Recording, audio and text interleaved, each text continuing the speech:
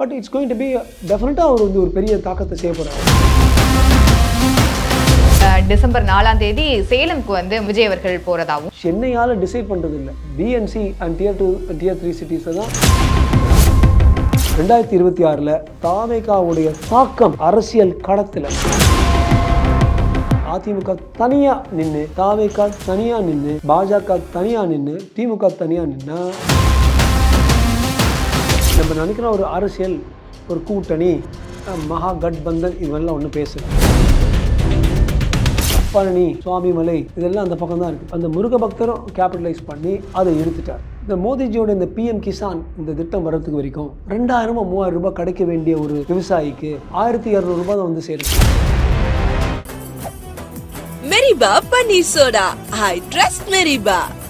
Red News Tamil நேயர்களுக்கு வணக்கம். நம்ம கூட சிறப்பு நேர்காணல்ல டாக்டர் ராஜ்குமார் அவர்கள், அரசியல் விமர்சகர் இணைஞ்சிருக்காங்க. அவங்க கிட்ட இருந்து நிறைய விஷயங்கள் பேச போறோம். நேத்து மோடி அவர்கள் தமிழகத்துக்கு வருகை குறித்தும் விஜயுடைய அரசியல் என்னென்னவா இருக்கும் அப்படின்றத குறித்தும் பேச போறோம். வணக்கம் சார். வணக்கம் ராதி, நேர்களுக்கும் வணக்கம். மோடி அவர்கள் நேற்றைக்கு கோவைக்கு வந்து இறங்கியிருந்தாங்க. அந்த கோவை மாநாட்டில் பேசும்போது இயற்கை விவசாயம் ஃபாலோ பண்ணுங்க, முருகரை நான் பார்க்குறேன், பீகாரோட சாயலை தமிழ்நாட்டில் பார்க்குறேன் அப்படின்ற பேச்சுக்களும் இங்கே பார்க்க முடிஞ்சது. தென் மோடி அவர்கள் வரவேற்க என்டிஏ கூட்டணியில் இருக்கக்கூடிய முக்கியஸ்தர்கள் எல்லாமே அங்கே இடம் பிடிச்சிருந்தாங்க.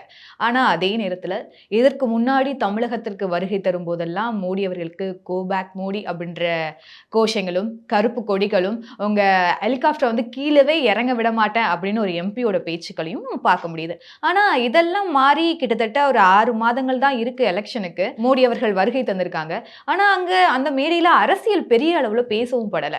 ஆனா இருந்தாலும் கூட அரசியல் பேசாமலேயே அரசியல் காய்களை நகர்த்துறாரா மோடி? ரொம்ப நல்ல கேள்வி ராதி. அவர் வந்து ஒரு சாணக்கியர்.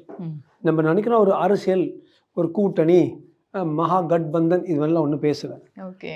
அதே சமயத்தில் பாஜக என்ன மக்களுக்கு பண்ணுங்கிறத குவாய்ட்டாக காட்டிட்டு போவாங்க. இந்த பாஜகவுடைய பேட்டர்னே அப்படி தான் பண்ணிக்கிட்டே இருப்பாங்க மக்களுக்கு. ஆஃப்டர் சம்டைம் மக்களும் திரும்பி பார்த்து ஆமாம் பண்ணுறாங்க. பாருங்கள், முதல் முறையாக தமிழ்நாட்டோட வரலாறில் ஒரே ஒரு நாளில் 18,000 கோடி விவசாயிகளுக்கு கொடுக்கறதுக்கு அவர் முன் வந்து நேற்று முடிச்சிட்டார் டப்புன்னு. ரெண்டாவது பார்த்தீங்கன்னா அவருடைய மெயின் திங்ஸ் 4 ஜி வந்து கரீப், ஏழைகளுக்கு. ரெண்டாவது அன்னதாதா, யார் நம்ம பிளேட்டில் வந்து அரிசி போடுறாங்களோ அவங்களுக்கு பேர் அன்னதாதா, அதாவது விவசாயிகள். மூணாவது வந்து நாரி சக்தி, பெண்கள். 4வது யூத், யுவா, GANY. இந்த 4 தூக்குனா மக்கள் எல்லாம் வந்து யங்ஸ்டர்ஸ் தூக்குனா, லேடிஸ் தூக்குனா, வறுமை கோடு கீழே இருக்கிறவங்க தூக்குனா, விவசாயிகளை தூக்கணும். நேற்று வந்து யாரெல்லாம் தூக்கியிருக்காரு? நேற்று பக்கா விவசாயிகளை நல்லா தூக்கியிருக்காரு. ரெண்டாவது, பலருக்கு வந்து இந்த முருகபக்தி இருக்கும். அந்த முருகபக்தி கேபிட்டலைஸ் பண்ணி கோயம்புத்தூரில் பார்த்தீங்கன்னா பழனி, சுவாமிமலை இதெல்லாம் அந்த பக்கம் தான் இருக்குது. ஸோ அந்த முருக பக்தரும் கேபிட்டலைஸ் பண்ணி அதை இழுத்துட்டார். ஃபார் எக்ஸாம்பிள், நான் ஆக்சுவலாக ஒரு சில விவசாயிகள்கிட்ட பேசினேன். இந்த மோடிஜியோட இந்த பிஎம் கிசான் இந்த திட்டம் வர்றதுக்கு வரைக்கும் 2000 3000 ரூபாய் கிடைக்க வேண்டிய ஒரு விவசாயிக்கு 1200 ரூபாய் தான் வந்து சேருமா. ஏன்? வழியில் வந்து இந்த பஞ்சாயத்து ஆஃபீஸர், DRO, பலர், நான் வந்து யாரையும் நான் தப்பு ஒருத்தர் இப்படி பண்ணார் நான் சொல்லலை. என்ன விவசாயிகள்கிட்ட சொன்னாங்களோ, செய்யார், திருவண்ணாமலை இந்த 2 டிஸ்ட்ரிக்டில் இருக்கிற மாவட்டங்களில் நான் பேசினேன். கிரவுண்ட் லெவல் என்ன நடக்குதுன்னு, ஏன் நீங்கள் இப்படி பண்ணுறீங்க, இவர் என்னமோ டிபிடி கொடுக்குறாரு, டைரக்ட் ட்ரான்ஸ்ஃபர். அவங்க சொன்னாங்க, சார் நம்மக்கிட்ட வந்து சேர்கிறதுக்குள்ளே ஹாஃப் தான் வரும், அது 2-3 மாதத்துக்கு அப்புறம் வரும். அதுக்குள்ளே நாங்கள் இந்த 2000 ரூபாய் வரப்போகுதுன்னு நினச்சி நாங்கள் வந்து மார்வாடிக்கிட்டேருந்து காசு வாங்கியிருப்போம். அந்த 2 மாதத்துக்கு அந்த வட்டியும் ப்ளஸ் இவங்க வர்றதே 1200 ரூபாய் வரும்பொழுது அதுவே எங்களுக்கு காலியாகிடும். இந்த மன அழுத்தத்தில் பல விவசாயிகள் வந்து தற்கொலை பண்ணிட்டு இருந்தாங்க. இப்போ பார்த்தீங்கன்னா 3000 ரூபாய் ஒரு அடி, ஒரு அடித்தாங்க சருன்னு. போன வாட்டி 42 லட்சம் ஃபார்மர்ஸ் ஆல் ஓவர் த கண்ட்ரிக்கு போச்சு. இந்த வாட்டி நேற்று 9000. எந்த ஒரு இன்டர்மீடியரையும் அதை பிளாக் பண்ண முடியாது. நடுத்தர ஆளுங்கள், இந்த தரகர்கள் ஒன்றும் பண்ண முடியாது. நேராக கவர்மெண்ட்டாக ஒரு விவசாயியுடைய அக்கௌண்ட். இது பண்ணாலே அவங்க பாவம், அந்த விவசாயிக்கிட்ட போகிற காசு எடுக்காமல் இருந்தாலே அவன் விவசாயி நம்ம பக்கம் திரும்ப ஆரம்பிச்சிடுவான். ரெண்டாவது, இந்த இயற்கை விவசாயம், அதாவது இந்த கெமிக்கல், ஒரு மருத்துவருங்கிற முறையில் நான் சாப்பிட்றது ரொம்ப கேர்ஃபுல்லாக சாப்பிடுவேன். என்ன மண்ணாங்கட்டியை போட்டு தொலைச்சாங்களோ, எந்த கெமிக்கலை போட்டாங்களோ, எந்த பெஸ்டிசைடை போட்டாங்களோ, கடந்த ஒரு 20-30 வருடங்களாக எல்லாரும் இது சொல்லுவாங்க, எல்லா மருத்துவரும் சொல்லுவாங்க, கேன்சர்ஸ் எக்கச்சக்கமாக கேன்சர்ஸ் வளர்ந்துக்கிட்டே இருக்குது, புற்றுநோய். ஏன்? மெயினாக அந்த கெமிக்கல் பாய்சனிங்கால தான். நமக்கே தெரியாமல் என்னமோ அவங்க புசு புசுன்னு அடிக்கிறாங்க, நம்ம அந்த டிடிடியை சாப்பிட்றோம், கேன்சர் வந்து தொலையுதுங்கிறது நிறைய ப்ரூஃப் இருக்குது. இயற்கை விவசாயத்தில் இது நடக்காது. நம்பர் 3, இந்த ஆர்டிஃபிஷியலாக அந்த வெஜிடேட்டிவ்லி ப்ராபிகேட்டட் நான் இயற்கை செயற்கை விவசாயத்தில் ஒபிசிட்டி நீங்கள் பார்த்தீங்கன்னா அமெரிக்கா, இங்கிலாந்து இது மாதிரி இடங்களில் 10ல் 5-6 பேருக்கு 20-22 வயசு பெண்களுக்கு குண்டு குண்டு குண்டு குண்டாக இருக்கும். ஏன்னா நம்ம வந்து அது மாதிரி இல்லை. இப்போ தமிழ்நாட்டில் அது மாதிரி மாறிட்டு இருக்கு. அந்த காலத்தில் வந்து சாப்பாடு இல்லாமல் இறந்து போவாங்க. இப்போ ஜாஸ்தி சாப்பாடால், சாப்பாடோடைய பக்க விளைவுகளால் இறந்து போகிறாங்க. சர்க்கரை வியாதி, பிபி, கொலஸ்ட்ரால் எல்லாத்தையும் சேர்த்து எங்களை மாதிரி மருத்துவர்கள் தலையில் அடிச்சுட்டு நீங்கள் தான் எங்களுக்கு கொடுக்குறீங்கன்னு சொல்கிறோம். நாங்கள் கொடுக்கல, நீங்கள் சாப்பிட்றது தான் உங்களுக்கு கொடுக்குது. அந்த சாப்பிட்றது செயற்கை விவசாயத்தில் இருக்கிறதுனால கிடைக்குது. இப்போ நீங்கள் இயற்கை விவசாயம் எடுத்து பார்த்தீங்கன்னா ஒன்றுமே இல்லை. நீங்கள் சென்னையிலையோ கோயம்புத்தூரில் முதல்ல எங்கே இருந்தாலும் இயற்கை விவசாயம் கடைகளை போய் பாருங்கள். அது உள்ளே வரும். அந்த ஈவினிங் 5 மணிக்குள்ளே ஒன்றுமே இருக்காது. டெஃபினட்டாக அது உடம்புக்கு நல்லது. அந்த ஒரு மாநாடு வரும்போது அதை அவர் வளர்த்து விட்டார். ஸோ வயோதிகர்கள், கோயிலுக்கு போகிறவங்க, பெண்கள் அண்ட் விவசாயிகள், இந்த 4 குரூப்பும் ஜென்டலாக ஒரு வலையை போட்டு இழுத்துட்டாங்க. ஓகே. இப்போ ஆனா மோடியோட வருகைக்கு ஒரு பிரதமர் வந்து தமிழ்நாட்டுக்கு வருகை கொடுக்குறாங்க. இங்க இருக்கக்கூடிய முதல்வர் வந்து வரவேற்கிறது தான் மரியாதையும் கூட. ஆனா இந்த இடத்துல கூட்டணி கட்சிகள் போயிட்டு முன்னின்று வரவேற்கிறாங்க. இது என்ன ரீசனுக்காக இருக்கும்? அதாவது பிரதமர் மோடி பார்த்தீங்கன்னா முதல் முறையாக 75 வருஷம் ஆச்சுங்க சுதந்திரம் எடுத்து.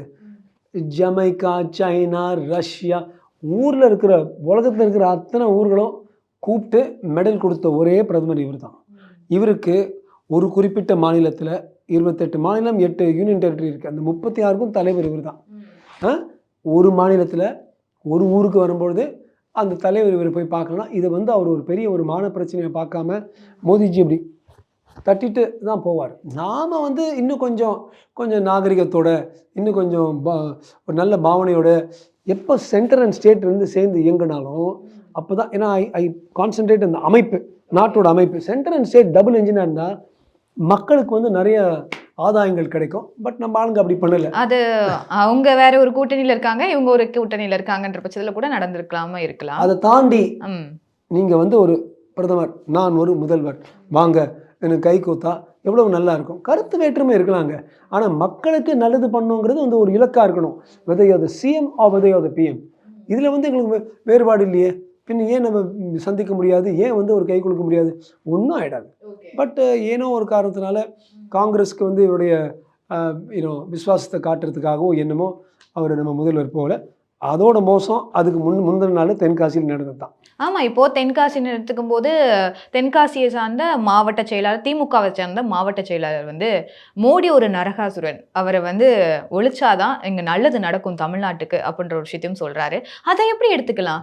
ஏன்னா திமுக சார்பில் வந்து பேசுகிற பட்சத்தில் அது தலைமைக்கு தெரியுமா தெரியாதுன்றது இன்னொரு பக்கம் இருந்தாலும் கூட, ஒரு திமுகவின் மாவட்ட செயலாளர் இப்படி அபத்தமான ஒரு கருத்தை மேடையில் சொல்கிறது ரொம்ப மோசங்க. அது ரொம்ப வன்மத்தோட நான் வந்து அதை வந்து கண்டிக்கிறேன். நான் ஒன்று சொல்லவா, இவங்களுக்கு வந்து திமுக தீக்காலாம் அவங்களுக்கு வந்து ரம்ஜான் இருக்குது, அவங்களுக்கு கிறிஸ்மஸ் இருக்குது, எல்லாமே இருக்குது. ஆனால் ஏனோ I am agreeing with all of that. இது கூட சொல்கிறேன். அப்போ தீபாவளி கூட கொஞ்சம் நீங்கள் அட்ஜஸ்ட் பண்ணுங்கள். தீபாவளி மட்டும் அவங்களுக்கு இல்லை. ஹாப்பி தீபாவளிங்கிறது அவங்க சொல்லவே மாட்டாங்க. நம்ம ஹாப்பி தீபாவளி வாழ்த்துக்கள்னா மதவாதின்னு சொல்கிறவங்க. தீபாவளி எதுக்கு? தீபாவளி நாளுக்கு முன்னால் இருக்கிற நாள் தான் அதற்கு பேர் வந்து நரகாசுர சதுர்நாஷ் தின்னும்பாங்க. அந்த நாள் தான் நரகாசுரன் வதம் செஞ்சு. தீபாவளியை நம்பாத ஆடு, தீபாவளியில் கொல்லப்பட்ட நரகாசுரனை மட்டும் ஏன் நீ நம்புற? அது வந்து கொண்டு வர்ற நம்பர் 1. நம்பர் 2, இதுவே ஒரு முதல்வரை பற்றியோ, ஒரு எம்எல்ஏ பற்றியோ, ஒரு எம்பியை பற்றியோ நம்ம சொன்னோன்னா தப்புன்னு தமிழ்நாடு போலீஸ் வந்து இழுத்துட்டு போட்டு உள்ளே தள்ளிடுவாங்க. 153, 153 ஏதாவது ஒன்று சொல்லிடுவாங்க. அவதூறு, ராஜ நிந்தனை, தேச துரோகம், செடிஷன், ஆல் தீஸ் திங்ஸ். என்ன கேட்டிங்கன்னா நிச்சயமாக இவர் திமுக, அதிமுக, பாஜக எந்த பார்ட்டியில் இருந்தாலும் பிரதமரை எதிர்த்து இது மாதிரி ஒரு பொது வெளியில், ஒரு மேடையில் இவர் ஒரு அசுரன், இவரை வதம் பண்ணாதான், இவர் தீர்த்து கட்டினாதான், வதம் பண்ணாதான், ரெண்டும் ஒன்று தான், நாடு உருப்படும்னு சொல்கிறது வந்து எந்த ஒரு நீச்சமான ஒரு தளத்துக்கு நம்ம தினந்தோறும் நடத்துகிற அரசியல் எவ்வளோ சீப்பாகிடுச்சுன்னு இது காட்டுது. ஓகே. 1, 2, எப்போ வந்து திமுக வந்து வரலாறு பார்த்தீங்கன்னா, எப்போ அவங்க தோல்வி அடையிற ஒரு ஒரு தருணத்தில் இது மாதிரி கத்த ஆரம்பிச்சிருவாங்க. ஒரு ஒரு வாத விவாதத்தில் கூட அவங்க தோல்வி அடைகிற மாதிரி இருந்தால், எங்களுக்கு தெரியும் நீங்களாம் வேஸ்ட்டு, மோதி வேஸ்ட்டு, அதாவது அந்த ஆர்குமெண்ட்டோடைய மையத்தை விட்டுட்டு இது மாதிரி சும்மா கத்துறது. 3வது எனது போராட்டம்னு அப்பேற்பட்ட அருமையான மனிதன் சிலம்பு செல்வர் மாப்போசி எழுதுன பார்த்தீங்கன்னா 1924 இருந்தே அவர் எழுதியிருப்பார். அதில் எப்படி தீக்காவோட கூட்டங்களில் ஏதாவது ஒரு சின்ன கருத்து வேறுபாடு இருந்தாலும் கல் போடுவாங்க, செருப்பு போடுவாங்க, கத்துவாங்க, கெட்ட வார்த்தைகள் பயன்படுத்துவாங்க, சொல்லாலும் அடிப்பார்கள், கல்லாலும் அடிப்பார்கள். இப்படி பண்ணதுனால ஒரு ஒரு டீசெண்டாக இருக்கிற மற்றவங்க எதிரிகள் வந்து எழுந்து போயிடுவாங்க அங்கேருந்து.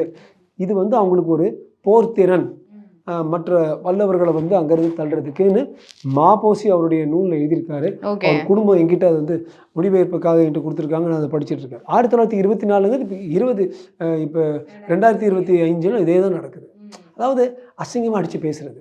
அப்போ நமக்கெல்லாம் பாலிட்டிக்ஸ் அரசியல் அவர் சாக்கடாது. பட் பிரதமரை பற்றி பேசக்கூடாது. அதாவது நான் கருத்து வேற்றுமை இருக்கலாம், வேறுபாடு இருக்கலாம், ஆனால் இது ஒருத்தர் ஒரு ஒரு ஒரு மனிதனை வந்து குறிப்பிட்டு இது மாதிரி பேசுகிறது அவதூறு. இது வந்து டெஃபமேஷன். அது வந்து பக்கா இது வந்து ஆர்டிக்கல் ஐபிசி எடுத்து பார்த்தீங்கன்னா 499 500 கிளியராக சொல்லுது இது மாதிரி டெஃபமேஷன், அவதூறு. நான் தான் நேற்று ஒரு சின்ன இன்டர்வியூ நான் சொல்லியிருந்தேன். இது பாஜக மாநில தலைவர் திரு நயனா நாகேந்திரன் அண்ணன் என் நண்பர், நல்ல ஒரு பெரிய தலைவர். நிச்சயமாக ஒவ்வொரு மாவட்டத்திலிருந்து ஒரு அவதூறு வழக்கு இவர் மேலே நம்ம தொடுக்கணும். அப்போ என்ன ஆகும், ஒரு 20-30 அவதூறு வழக்குகள் இவங்க மேலேயும் கீழேயும் போயிட்டு ஒவ்வொரு கோர்ட்டுக்கு போயிட்டு வந்தால் அடுத்த மனிதன் மோதிஜியை பற்றி மட்டும் இல்லை, முதல்வரை பற்றியும் அப்படி பேசாத, யாரை பற்றியும் நீ குறிப்பிட்டு பேசாத, இந்த பார்ட்டிக்கும் எங்கள் பார்ட்டிக்கும் கருத்து வேறுபாடுன்னு சொல்லு. அப்போ தான் மக்களுக்கு வந்து டீசன்ட் பாலிடிக்ஸ் அது வந்து ஒரு ஒரு இன்ட்ரெஸ்ட் வரும். சாக்கடை மாதிரி கத்துறது, நரகாசுரன் தீர்த்து கட்டணும். என்ன தீர்த்து கட்டணும்னு காட்டுறது? எப்படி தீர்த்து கட்டுவீங்க? உள்ளத்தலன் இது மாதிரி ஆட்களை பேசுகிறதா? இது மாதிரி வழக்கு பக்கா அவதூறு வழக்கு போட்டு உள்ளே போட்டால்தான் அடுத்த மனிதன் இது மாதிரி பேச மாட்டான். 200க்கு மேற்பட்ட வலது சார்பிய எழுத்தாளர்களும் ஊடகத்தினரும் உள்ளே போயிட்டு வெளில வந்திருக்காங்க. 5 நாள், 3 நாள், 10 நாள், 5 நாள் தான், 3 நாள் தான், ஒருத்தர் மேக்ஸிமம் 22 நாள். நான் சொல்கிறேன், அவங்க என்ன பண்ணாங்க? பலர் வந்து வேறு யாரோ ஒருத்தர் எழுதுனது சரி, ஒரு ஆளும் கட்சிக்கு எதிர்க்க இருந்திருக்கலாம் ஒரு கருத்து, அதை வந்து இவங்க அந்த ட்வீட்டையோ அந்த வாட்ஸ்அப் இதுவையோ இவங்க ஃபார்வர்ட் பண்ணியிருக்காங்களாம். அதை பகிர்ந்து கொண்டதுக்காகவே அவங்க வந்து உள்ளே போகிறாங்க. இன்னொருத்தர் பகிரங்கமாக உலகம் பார்க்குறா போல பிரதமர் வந்து நரகாசுரன் கத்துறாரு. அதை மட்டும் பார்த்துட்டு இருக்கிற காவல்துறை, I am sorry to make this statement, இது வந்து திருப்பி ஒரு குறிப்பிட்ட ஒருத்தருக்கு அவதூறு சொல்ல, இது நாம் நினச்சி கேட்கணும். யார் பண்ணாலும் தப்புன்னு வந்து எடுக்கணும். இது வந்து ஒருத்தர் பண்ணால் வலது சார்பே பண்ணால் எல்லாம் தப்பு, இடது சார்பே என்ன வேணால் கத்திக்கிட்டு போகலாம், அது ஓகே. அது எப்படிங்க அது நடக்க முடியும்? ரொம்ப இது வந்து அந்த இவ்வளவு அன்ஜஸ்டாக இருக்கும்போது இந்த ஸ்கேல்ஸ் இது மாதிரி நம்ம வந்து டில்ட் பண்ணும்போது மக்கள் யாரும் முட்டாள்கள் இல்லை, எல்லாரும் பார்த்துட்டு இருக்காங்க. சரியான நேரத்தில் காசையும் வாங்கணும்னா வாங்கிட்டு பண்ண வேண்டிய இடத்துல வச்சு செய்வாங்க. அதனால் இப்பேற்பட்ட மாவட்ட தலைவர்கள் செய்யக்கூடாது. கடைசி பாயிண்ட் நான் சொல்லிடுறேன். நம்ம 2 பேரும், நான் உங்களுக்காக வேலை செய்கிறேன், நான் வந்து ஒரு இடத்துல தப்பாக பேசிடுறேன். நீங்கள் என்ன சொல்லணும்? என்ன கண்டிக்கணும், அல்லது ஒரு மறுதளிப்பு, ஒரு பொது வெளியில் மறுதளிப்பு பண்ணணும், அந்த ஸ்டேட்மெண்ட்டை ரிட்ராக்ட் பண்ணணும். என்ன அவர் தப்பாக பேசிட்டார் ஏதாவது ஒன்று சொல்லணும். அப்படி தான் நீங்கள் நான் நேற்று பேசுகிறத பார்த்தீங்கன்னா ஒரு 1000 கமெண்ட்டில் ஒரு 10-20 கமெண்ட் அப்படி தான் நினைப்போம். தமிழ்நாட்களுடைய மனசு அவர் சொல்கிறாரு, அவர் சொல்கிறது என்ன தப்புன்னு நிறைய பேர் கேட்குறாங்க. ஸோ மறுதளிப்பு அளிக்காமல் மௌனம் சம்மதத்துக்கு அறிகுறி என்கிற ஒரு நிலைமையில் நீங்கள் சும்மா இருக்கிறீங்கன்னா என்ன, அப்போ நான் என்ன வேணும் சொல்லிட்டு போகலாம், உங்களுக்கு தெரிஞ்சு தான் நான் பண்ணிகிட்டு இருக்கேன், அது வந்து நீங்கள் ஆமோதிக்கிறீங்க. ஒரு பொதுவெளியில் ஒரு அவதூறு இது மாதிரி வரும்பொழுது நீங்கள் ஆமோதித்தால் அதனால் யாருக்கு கெட்ட பேர் வருது? நான் வந்து ஒரு கருவி தான், உங்களுக்கு தான் கெட்ட பேர். ஸோ திமுகவோட தலைமை அவ்வளவு அனுபவம், அவங்களுக்கு அவ்வளவு அரசியல், எல்லாம் சாணக்கியர்கள், சொல்லவே தேவையில்லை. இது மாதிரி ஒரு லோவர் லெவல் ஆள் இது மாதிரி பேசும்பொழுது மாவட்டமோ வட்டமோ மண்டலமோ பேசும்போது இதனால் அடிப்படை போகிறது அவர்களுடைய ஒரு பேர், அவர்களுடைய தரம்ங்கிறத மனசில் வச்சுக்கணும். கடைசியாக ஒரு கேள்வி சார், இப்போது கோவைக்கு வந்திருக்காங்க, ஒரு பக்கம் பீகாரில் என்டிஏவோட கூட்டணி வெற்றி பெற்றுருக்கு, தமிழகத்திற்கு வர்றதுக்கான ஏதோ ஒரு சில காரணங்கள் இந்த மாநாடுன்னு கூட வச்சுட்டாலும் கூட தமிழகத்தில் என்டிஏ கூட்டணி வெற்றி பெறுவதற்கான வாய்ப்புகள் இருக்கா 2026? அதாவது கூட்டணி ரொம்ப ட்ரிக்கி கொஸ்டின். கூட்டணியை பொறுத்து இருக்கு ரத்தி. ம். அதிமுகவும் பாஜகவும் பாமகவும் தாவேகாவும் சேர்ந்து தாவேக்காவா? தாவேகா கடைசி நிமிஷத்தில் நிர்பந்தங்களால் சேரலாம். நிர்பந்தங்களா? நிர்பந்தங்கள் உண்டாகலாம். அரசியல் உங்களுக்கு தெரியும், அரசியல் அடியில் ஒரு பனிக்கட்டியோடைய நுனியை தான் நம்ம பார்த்துட்டு இருக்கோம். ஓகே, அவங்க தான் கொள்கை எதிரி அப்படின்லாம் சொல்லிட்டே இருக்காங்களே, அரசியல் எதிரி. கலைஞர் தான் சொல்லியிருக்காரு, அரசியலில் நிரந்தர நண்பர்களும் இல்லை, நிரந்தர எதிரிகளும் இல்லை. அதே மாதிரி நான் அவுட் சைட்ல இருந்து சப்போர்ட் பண்ணுறேன்னு இறங்கலாம். அப்படி ஃபுல்லாக வந்தால் ஜெயிக்கிறது வந்து ஆல்மோஸ்ட் நிச்சயம். சரி, தாவேகா மட்டும் தனியாக போகி பாமக பாஜக அதிமுகவோட சேர்ந்து போனால் கூட வெற்றி நிச்சயம்னு சொல்ல முடியாது. ஏன்னா தாவேகா எப்படி ஓட்டு ஸ்ப்ளிட் பண்ணுதுன்னு தான் முக்கியம். ஒரு நல்ல சான்ஸ் இருக்குது. அதே கம்ப்ளீட்டாக தனியாக பாஜக போய் நான் யாருன்னு காட்டேன்னு சொன்னால் நிச்சயமாக ஒன்றும் பண்ண முடியாது. அவர் வெறும் பாஜக பாமக நிச்சயமாக நான் வந்து ஒரு வலது சார்பின். ஆனால் உண்மையை சொல்லணும், அலோன் பிஜேபி ஒன்றும் பண்ண முடியாது. பிஜேபி அலோன் அதிமுக கொஞ்சம் நல்ல சான்ஸ் இருக்குது. ஆனால் அது நிச்சயமாக வெற்றி நிச்சயமாக அதிமுக தனியாக போனால் நான் இது வரைக்கும் பார்த்ததில்ல. அது கூட நிச்சயம் சொல்ல முடியாது. ஏனென்றால் தாவேகா எடுக்கிற ஸ்ப்ளிட் பண்ணுற ஓட்ஸில் எல்லோரும் சொல்கிறாங்க, சார் 80% டிஎம்கே ஓட்ஸ் எடுத்துருவாங்க, 20% தான் அதிமுக. யாரால் சொல்ல முடியும்? இதெல்லாம் பல வேரியபிள்ஸ்ன்னு சொல்லுவாங்க, நமக்கு அறியாதவை. அந்த அறியாதவை நிறையா இருக்குது. ஸோ தாவேகா டெஃபினட்டாக தாவேகாவோட ஓட்டு தாவேகா ப்ளஸ் சீமான் இங்கேருந்து எடுத்து பிச்சுட்டு போவாங்க. அது எவ்வளோ பிச்சுட்டு போகிறாங்க, ஒவ்வொரு தொகுதியில் எவ்வளோ பிச்சுட்டு போகிறாங்கங்கிறது ஒரு ஒரு ஒரு அவ்வளோ ஒரு சிம்பிள் சுலபமான கணிப்பில் வந்து நம்மளால் பார்க்க முடியாது ரதி. அதனால் அதிமுக தனியாக நின்று, தாவேகா தனியாக நின்று, பாஜக தனியாக நின்று, திமுக தனியாக நின்னா அது வந்து ரொம்ப திமுகவுக்கு ஃபேவரபுளாக போகும். அதிமுக பாஜக சேர்ந்து வந்தால் இன்னும் கொஞ்சம் பெட்டர் சான்ஸ் அதிமுக பாஜகவுக்கு. அண்டு மற்றபடி அந்த அடுத்த 6 மாதங்களில் என்ன நடக்குது, என்ன மாதிரி கேசஸ் வெளியில் வருது, இது மாதிரி என்னென்ன வேறு ஏதாவது ஊழல்கள் இப்போ வெளியில் வந்துச்சு, அது என்ன இப்போ என்ன நடந்தாலும் ஆல்வேஸ் அகெயின்ஸ்ட் எஸ்டாப்ளிஷ்மெண்ட்டும்பாங்க. கடந்த லாஸ்ட் 6 மாதத்தில் ஏன்னா அதிமுக வந்து எந்த ஊழலும் பெருசாக வெளில வர போகிறதில்ல, ஒன்றும் அவங்க ஏன்னா அவங்க வந்து ஆளும் கட்சி இல்லை. எப்போவுமே ஆளும் கட்சிக்கு தான் கடைசி 6 மாதத்தில் உள்ளே இருந்த விஷயங்கள் வெளியில் வரும்பொழுது பண்டவாளம் தண்டவாளம்பாங்கள்ல, அது மாதிரி வெளியில் வந்துச்சுன்னா அது வந்து அதனால் பாதிக்கப்பட போகிறது ஆளும் கட்சி தான். ஸோ ஆனால் இப்போ வந்து ரொம்ப ஒரு இன்ட்ரெஸ்டிங்காக தனித்தனியாக வச்சா திமுக தனது அமைப்பு வலிமையினாலும் அவங்க ஆர்கிடெக்சராலும் ஆல்மோஸ்ட் ஆன் பார். நிச்சயமாக அவங்க தோற்றுற போகிறாங்கன்னு எல்லாம் சொல்லிட்டு போகிறாங்க. அப்படி நான் சொல்ல மாட்டேன். ஆனால் இவர் இந்த தென்காசியில் பேசினவர் அந்த டைப் ஆஃப் பேச்சு வந்து யூஸ்வலாக தோல்வி அடையும் போது அவங்க கத்துறது. இப்போ தாவேக்கான்னு சொல்லியாச்சு. ஏன்னா கடந்த செப்டம்பர் 27 நடந்த ஒரு பெரும் சம்பவத்துக்கு 41 நாட்கள் தாவேக்காவினர் அமைதி காத்து 41வது நாட்களுக்கு மேலே அவங்களுடைய அடுத்தடுத்த அறிக்கைகளாக இருக்கட்டும், அவங்களுடைய மீட்டிங்ஸாக இருக்கட்டும், அவங்களுடைய தொண்டரணியாக இருக்கட்டும், இப்போ ஒரு தகவல் வெளியாயிருக்கு. டிசம்பர் 4 சேலம்க்கு வந்து மறுபடியும் வந்து விஜய் அவர்கள் போகிறதாகவும் அதுக்கான மாநகர காவல்துறைக்கு வந்து அனுமதி கேட்டதுக்காகவும் தகவல் வந்திருக்கு. விஜயோட அடுத்தடுத்த மூமெண்ட்ஸ் என்ன மாதிரி இருக்கும் தமிழ்நாடு அரசியலில்? அதாவது நீங்கள் சொன்ன போல் இந்த Tier 2 சிட்டிஸ் இருக்குது. இந்த Tier 2 சிட்டிஸில் காலேஜில் பண்ண ஒரு கணிப்பில் வந்து Tier 1 வந்து ஸ்டில் திமுக அதிமுக அப்புறம் தாவேகா. ஆனால் Tier 2 cities Salem, Dindigul, Madurai, sweep அங்கே எல்லாமே இந்த யங்ஸ்டர்ஸு யூத் அங்கே எல்லாம் பார்த்திங்கன்னா தூத்துக்குடி, நாகர்கோயில், கிருஷ்ணகிரி, அந்த ஃபைனல் டீட்டெயில்ஸ் எதுவும் ரொம்ப பட் இது எல்லாமே அந்த தாவேகா அவங்க எடுத்த கணிப்பில் வந்து தாவேகாவுக்கு அதிகமாக இருந்துச்சு.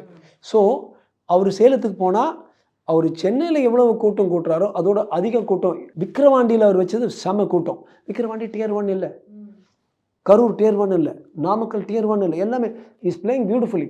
இந்த Tier 2 சிட்டிஸில் வந்து புல் பண்ணார். ஏன்னா எப்போவுமே நீங்கள் பார்த்தீங்கன்னா சென்னையால் டிசைட் பண்ணுறது இல்லை, பிஎன்சி அண்ட் Tier 2 Tier 3 சிட்டிஸில் தான் நமது வில்லேஜஸ். காந்தி அந்த காலத்திலே சொன்னார் 80% இந்தியா பாரத நாடு வந்து வில்லேஜஸில் தான் இருக்குது. கிராமங்களையும் சின்ன சின்ன டவுன்ஸ் அவர் பியூட்டிஃபுல்லாக கவர் பண்ணிட்டு வராரு. ஸோ நிச்சயமாக சேலத்தில் வந்து அவருக்கு ஒரு பெரிய ட்ராக்ஷன் கிடைக்கும். இன்னும் கொஞ்சம் ஆர்கனைஸ்டாக இருந்து அமைப்பு கொஞ்சம் உஷாராக இருந்து போலீஸோட பெர்மிஷன் வச்சு. ஆனால் இந்த போலீஸ் வந்து கண்ட்ரோல் கஷ்டம். மக்கள் வந்து மேடாக வந்தாங்கன்னா but it's going to be டெஃபினட்டாக அவர் வந்து ஒரு பெரிய தாக்கத்தை செய்ய போகிறாரு. அவர் தான் அடுத்த சிஎம், அவர் தான் அடுத்த பிஎம் அப்படின்னு சொல்ல மாட்டேன். ஆனால் நிச்சயமாக 2026 தாவேகாவுடைய தாக்கம் இந்த அரசியல் களத்தில், இந்த போர் களத்தில் ஒரு முக்கியமான அம்சமாக இருக்குங்கிறதுல எனக்கு மாற்று கருத்தே இல்லை. நிறைய கருத்துக்களை எங்க கூட பகிர்ந்துட்டேன். நன்றிகள் சார். நன்றி ராதி. நேர்களுக்கும் நன்றி. Meriba Paneer Soda. I trust Meriba.